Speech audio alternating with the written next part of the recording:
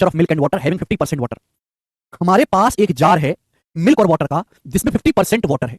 A part of this mixture is replaced by another mixture having 29% water. अब इस मिश्रण का एक हिस्सा निकाला जाता है और फिर दूसरे मिश्रण से बदल देते हैं जिसमें 29% पानी है। तो हमने जितना मिश्रण निकाला हमने उतने ही दूसरे मिश्रण से रिप्लेस किया है। आपसे पूछा गया percentage of water in jar after replacement is 36%। अब रिप्लेसमेंट करने के बाद जार में पानी का परसेंटेज 36% है। तो आपसे पूछा गया ओरिजिनल मिश्रण का कितना अंश पानी से बदला गया है, ओरिजिनल मिश्रण का कितना हिस्सा पानी से बदला गया है, आपसे पूछा गया। सुनिए मेरी बात, हमारे पास एक मिश्रण है जिसमें पानी 50% है। पानी पे फोकस करता हूं मैं, एलिगेशन लगाता हूं पानी पे। हमारे पास एक मिश्रण है जिसमें पानी का कंसंट्रेशन कितना है 50%। हम इसमें से कुछ मिश्रण निकाल लेते हैं, कुछ मिश्रण निकाल लेते हैं। कुछ मिश्रण निकालने के बाद जो मिश्रण बचेगा, कुछ मिश्रण निकालने के बाद जो मिश्रण बचेगा उस बचे मिश्रण में भी तो पानी का कंसंट्रेशन 50% ही रहेगा है भाई।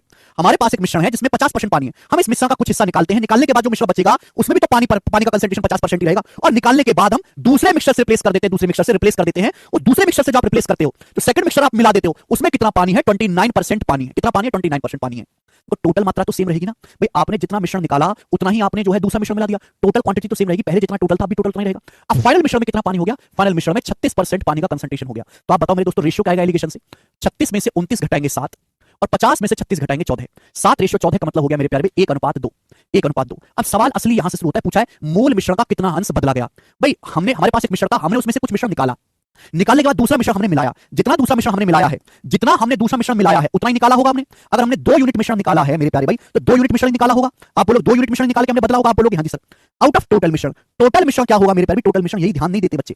हमारे पास एक मिश्रण था दूध पानी का, इसमें पानी 50% था। हमने कुछ मिश्रण निकाला, निकालने के बाद जो मिश्रण बचा और बचे हुए मिश्रण में हमने दूसरा मिश्रण ऐड किया, तो टोटल मिश्रण जो होगा इन दोनों का योग रहा होगा। टोटल मिश्रण जो होगा इन दोनों का सम। यही लॉजिक है कि टोटल मिश्रण जो होगा इन दोनों का योग होगा 3। लेकिन टोटल 3 में से हमने 2 यूनिट मिश्रण निकाल के बदला है और यही इस सवाल का आंसर है। A option 2/3। 2/3 मिश्रण हमने निकाल के बदला है, यही इस क्वेश्चन का आंसर है। मुझे लगता है आपको ये बात अच्छी